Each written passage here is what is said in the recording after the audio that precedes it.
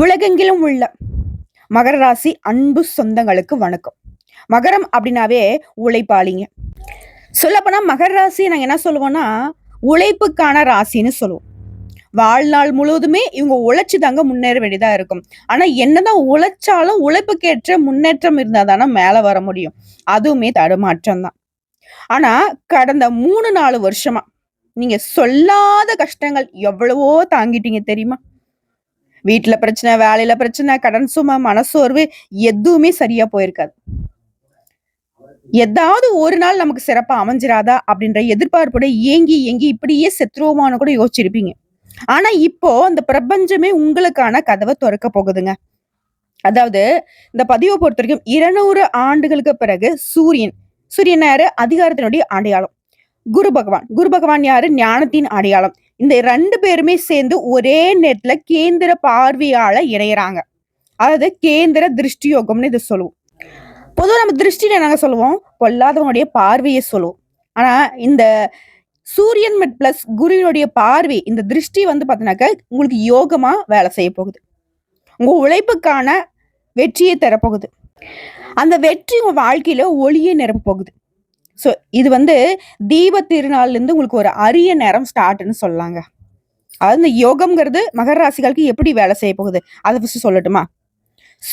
சூரியன்னா யாருங்க? சக்தி, பெருமை, அரசியல், ஆண்மை, ஒளி. இதுல குரு பகவானை பொறுத்த வரைக்கும் ஞானம், அதிர்ஷ்டம், பணம், ஆசீர்வாதம், மகிழ்ச்சி. ஸோ இந்த 2 கிரகங்களும் ஒருத்தருக்கு வந்து 90 டிகிரி கோணத்துல பார்வையை கொடுக்குறாங்க. இதுதாங்க இந்த கேந்திர திருஷ்டி யோகம் உருவாகக்கூடிய அமைப்பு. அதாவது சூரிய பகவானுடைய ஒளியும் பிளஸ் குருனுடைய அருளும் சேர்ந்து உங்க வாழ்க்கையில ஒளியை நிரப்பக்கூடிய அதிர்ஷ்டமா செயல்பட போகுது. ஸோ இதை பேஸ் பண்ணி மகர ராசியில தொழில இருக்கிறவங்க, உத்தியோகத்துல இருக்கிறவங்க, வியாபாரம் செய்யக்கூடியவங்களுக்கு எப்படிப்பட்ட பலன்கள் கிடைக்க போகுது? மகர ராசிகளுக்கு இந்த யோகம்ங்கிறது அதிகாரத்தினுடைய எழுச்சியை தரக்கூடிய யோகம்னு சொல்லலாம். அதாவது தனியார் துறையோ, அரசாங்க துறையோ, இல்ல நீங்க தொழில் செய்றீங்களோ, என்ன வேலையில இருந்தாலும் சரி, உங்களுக்கு சிறப்பா இது வந்து முன்னேற்றத்தை கொடுக்கும். முதல்ல நீங்க அரசாங்க அதிகாரியா இருக்கீங்க ஒருவேளை மகர ராசிக்காரங்க அப்படின்னா, நீண்ட நாட்களாக நீங்க பதவியில எதிர்பார்த்த உயர்வு இப்ப வரும். இதுவே தனியார் துறையில நீங்க இருந்தீங்க அப்படின்னாக்க புதிய பதவி, சம்பள உயர்வு அல்லது புதிய நிறுவனம் ஆரம்பிக்கக்கூடிய வாய்ப்பு கூட அமையும்.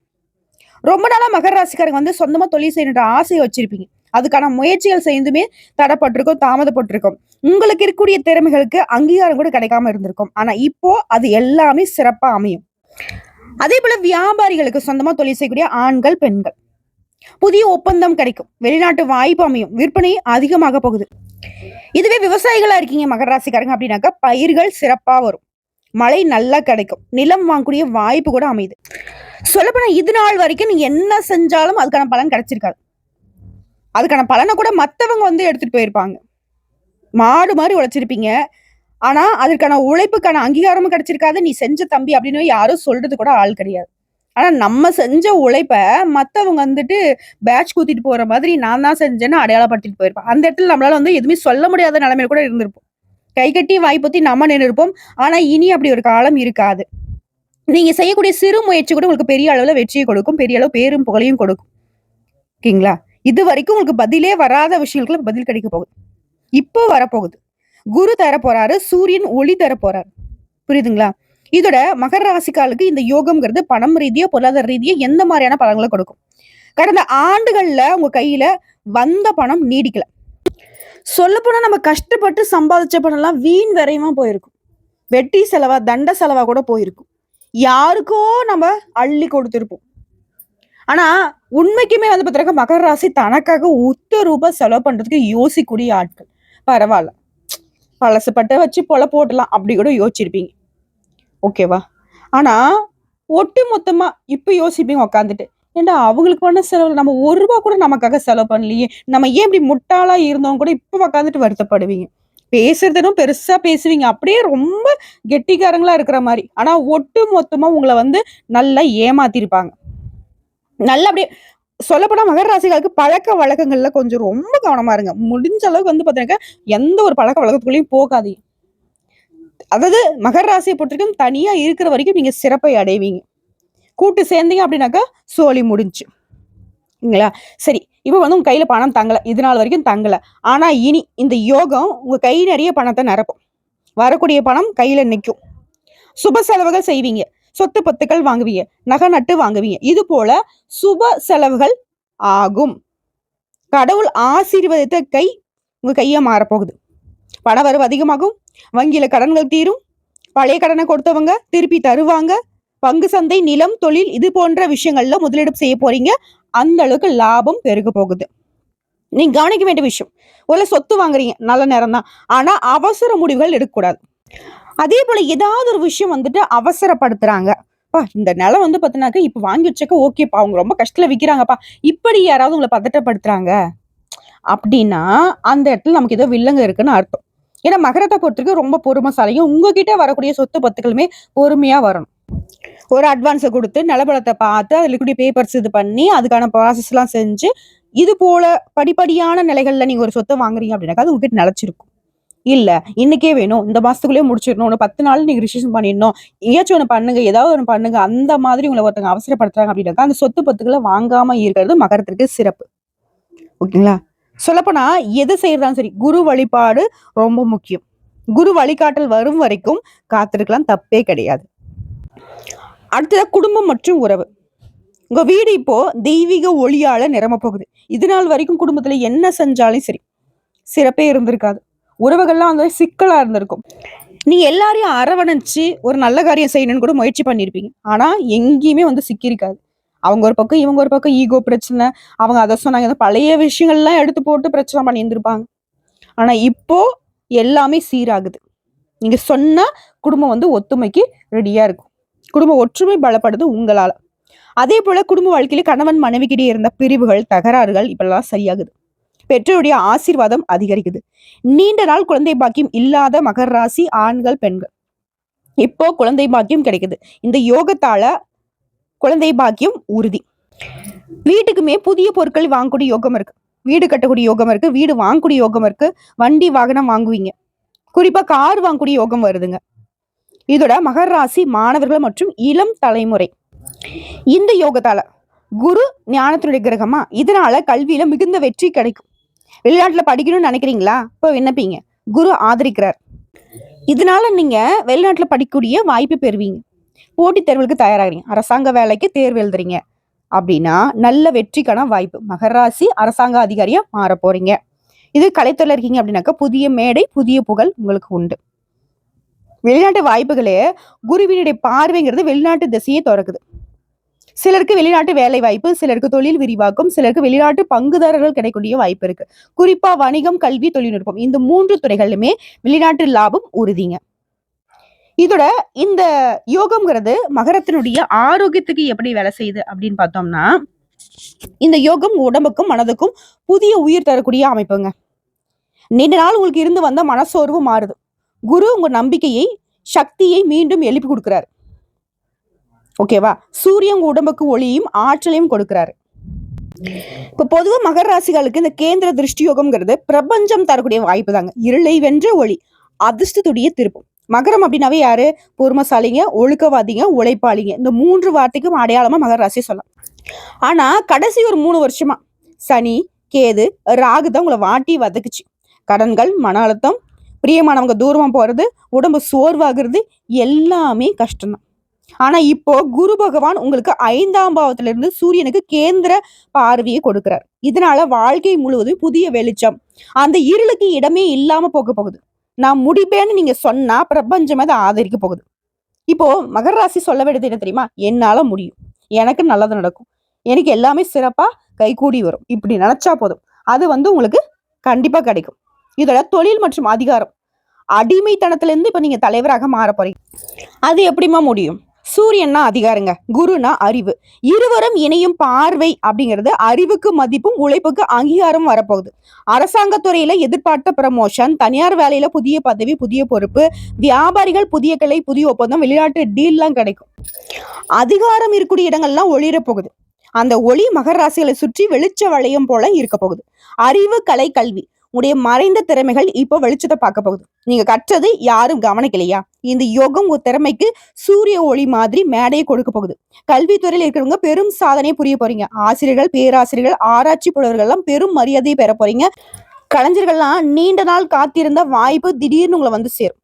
உதாரணத்துக்கு சொன்னா மகர ராசிக்காரங்க ஒருத்தர் வந்து நடிகரா இருக்கீங்க, இல்ல பாடகரா இருக்கீங்க அப்படிங்க, பல வருடம் வாய்ப்பு இல்லாம இருந்திருப்பீங்க. ஆனா இந்த யோகம் உங்களை மீண்டும் மேடை ஏற வைக்குது.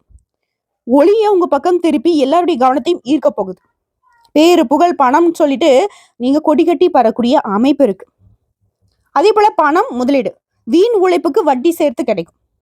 அதாவது உங்ககிட்ட ஒருத்தவங்க பணம் வாங்கிட்டாங்க, ரொம்ப வருஷமா வட்டியும் கொடுக்கல, முதலும் கொடுக்கல. ஆனா இப்ப திடீர்னு வந்து நான் கொடுத்ததுக்கு எல்லாத்துக்கும் சேர்த்து வச்சு வட்டிக்கு வட்டி போட்டு கொடுக்குறேன்ப்பா அப்படின்னு சொன்னா எப்படி இருக்கும்? அப்படி ஒரு அமைப்பு தாங்க இப்போ மகர ராசிக்கு வேலை செய்ய போகுது. குரு அப்படின்னாக்கா செல்வத்தின் குரு, சூரியன் அப்படின்னாக்கா அரசு பெருமை. இருவரும் சேரும்போது அரசாங்க திட்டங்கள் மூலம் லாபம், எப்பவோ செய்த முதலீடுகள் கூட இப்போ வந்து பணம் கிடைக்கும். சிலருக்கு பழைய சொத்து பிரச்சனைகள் இப்ப முடியும். உங்களுக்கான பங்கு, உங்களுக்கான சொத்துக்கள் உங்க கைக்கு வந்து சேரும். தொழில்ல உங்களுக்கு மறைந்திருந்த வருமானம் இப்ப வெளிப்படும். சொல்லுவீங்க இல்லையா, மொத்த பணமா அந்த தொழில முடங்கிடுச்சுப்பா அப்படின்னு சொல்லுவீங்க. அந்த முடங்கி கிடந்த பணம் எல்லாம் இப்ப திரும்ப கிடைக்க போகுது. சிறந்த முதலீடுன்னு பார்த்தோன்னாக்க மகர ராசிக்காரங்க இந்த காலகட்டத்துல புதிய கல்வி திட்டங்கள், ஆன்லைன் வியாபாரம், தொழில்நுட்பம் இது சார்ந்த பொருட்கள்ல பணம் வச்சீங்கன்னா, அதாவது பணம் முதலீடு பண்ணாக்க நல்ல லாபம் வரும். கவனிக்க வேண்டிய விஷயம், சொத்து சிக்கல்ல பெரிய முடிவு எடுக்காதீங்க. தீபாவளிக்கு பின்னாடி குறிப்பா 3 வாரம் வரைக்கும் ஓகேங்களா, கொஞ்சம் அமைதியா இருங்க. அதுக்கு பின்னாடி குருவின் வழி தெளிவா உங்களுக்கு வருது. குடும்பம் மற்றும் உறவு திருமண யோகம். வீட்டுல நீண்ட நாட்களாக சண்டை, மௌனமா இருந்தீங்களா, பேசாம இருந்தீங்களா, இந்த யோகம் குடும்பத்துக்குள்ள பாசத்தை திரும்ப கொண்டு வருது. பெற்றோருடைய ஆசீர்வாதம் கூடுதல். கணவன் மனைவிக்கிடையே புரியாமை எல்லாம் தீரப்போகுது. நல்ல அண்டர்ஸ்டாண்டிங் வரும், அந்யுன்யம் பெருகும். திருமண யோகம் மகர ராசிகளுக்கு 2025 தீபாவளிக்கு பின்னாடி திருமண யோகம் உறுதியாகுதுங்க. அதிர்ஷ்ட ஜோடி தானா கைகோர்க்கும். குழந்தை பாக்கியம், குருனாக்க குழந்தை, குரு பார்வை 5ஆம் பாவத்துல இருக்கிறதுனால குழந்தை ஆசை நிறைவேறும். அந்த ஆசைக்கு சூரியன் உயிர் ஊட்டுறாரு. அதே போல வெளிநாட்டு யோகங்க, குரு அப்படின்னாக்க 11ஆம் பாவத்துல இருக்கிறதுனால வெளிநாட்டு வாய்ப்புகள் உறுதி. சில வந்து ரொம்ப நாளா வெளிநாட்டுல வேலை தேடிட்டு இருப்பீங்க, இப்ப கிடைக்கும். சிலருக்கு வந்து வெளிநாட்டுல வந்து பாத்தீங்கன்னாக்கா நிரந்தரமா குடியேறணும்னு நினைச்சிருப்பீங்க, குடியுரிமை வாய்ப்பு கிடைக்கும். வெளிநாட்டுல இருந்தா உங்களுடைய புகழ் அங்கேயே பரவ போகுது. அதே போல ஆரோக்கியம், குருவின் பார்வையால உடல் வலி, மன அழுத்தம் குறையும். சூரியன் தந்த ஒளி உங்க உடம்புக்கு ஆற்றல் கொடுக்க போகுது. சோ இப்ப வரைக்கும் பார்த்த இந்த யோகத்திரிய பலன்கள் எல்லாமே உங்களுக்கு நிரந்தரமா இருக்கணும். நீங்க இதை வந்து வாழ்நாள் முழுவதும் அனுபவிக்கணும்னாக்க நீங்க செய்ய வேண்டிய பரிகாரம் சொல்றேன், கேட்டுக்கோங்க. தினமும் காலை 6 மணிக்கு எழுந்து சூரியனை நோக்கி ஓம் சூர்யாய நமக இந்த மந்திரத்தை சொல்லுங்க. முடிஞ்சா அவருக்கு நீர் படைத்து வழிபாடு செய்யறது சிறப்பு. அதே போல வியாழக்கிழமையில, ஏன்னா சூரியனாலையும் குருவினால தான் உங்களுக்கு வந்து இந்த அதிர்ஷ்டம் வேலை செய்து, அந்த அதிர்ஷ்டத்தால தான் உங்க வாழ்க்கையே நல்ல நிலைக்கு திரும்பி இருக்கு. சோ மஞ்சள் உடை அணிந்து நவகிரகங்கள வீற்றக்கூடிய குரு பகவானுக்கு நெய் தீபம் போடுங்க. ஓம் பிரகஸ்பதேய நமக இந்த மந்திரத்தை 108 முறை சொல்லுங்க வியாழக்கிழமையில.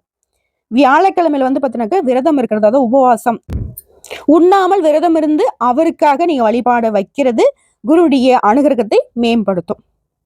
ஓகேவா? இதோட தெய்வ வழிபாடு மற்றும் ஆன்மீக பலம் எப்படி நீங்க சேர்த்தணும்னு சொல்றேன். இந்த யோகத்துல உங்க பக்கத்துல இருக்கக்கூடிய தெய்வங்கள் பார்த்தோன்னாக்க குரு பகவானும் சூரிய பகவானும். சோ நீங்க வழிபாடு செய்ய வேண்டிய இடங்கள் காஞ்சிபுரம், திருவள்ளூர், திருச்சி இந்த இடங்கள்ல இருக்கக்கூடிய தட்சிணாமூர்த்தி சன்னதியும் சிறப்பு. சூரிய கோவில்கள் அப்படின்னு பார்த்தோன்னாக்கா சூரியனார் கோயில், கும்பகோணம். தீபாவளி நாள்ல மாலை நேரத்துல உங்களுடைய வீட்டு வாசல்ல 2 தீபம் ஏற்றி என்ன தெரியுமா வேண்டிக்கணும், ஒளி என் வாழ்க்கையில என்னைக்குமே நிலைச்சிருக்கட்டும் அப்படின்னு மனசுக்குள்ள சொல்லுங்க. இதை செஞ்சீங்க அப்படின்னாக்க குருவின் அருள் நிலைச்சு உங்க வாழ்க்கையில தெய்வீக ஒளி எப்பவுமே துணை வரும். எங்க போனாலும் உங்களுக்கு வந்து ஒரு வெளிச்சம் வந்துடும். சரிங்களா?